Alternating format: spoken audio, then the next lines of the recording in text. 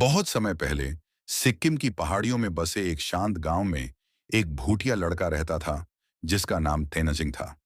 वह बहुत दयालु और बहादुर था। हमेशा अपने माता पिता और बुजुर्गों की मदद करता था। एक ठंडी सुबह तेनजिंग बर्फबारी शुरू होने से पहले लकड़ियां इकट्ठा करने जंगल की ओर निकला। जैसे ही वह जंगल में गया, आसमान में काले बादल छा गए। थोड़ी ही देर में तेज हिम तूफान शुरू हो गया और तेनजिंग रास्ता भटक गया।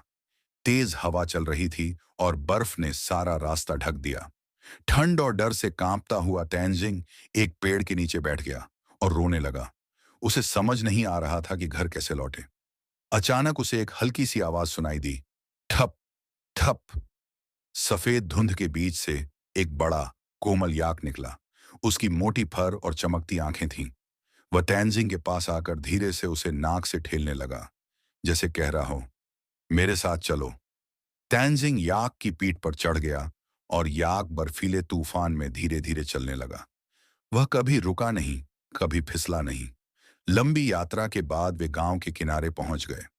तेनजिंग के माता पिता वहां चिंता में खड़े उसका इंतजार कर रहे थे। उन्होंने तेनजिंग को गले लगाया और खुशी से रो पड़े। लेकिन जब वे याक को धन्यवाद देने मुड़े, तो वह याक बिना कोई निशान छोड़े बर्फीले जंगल में गायब हो गया।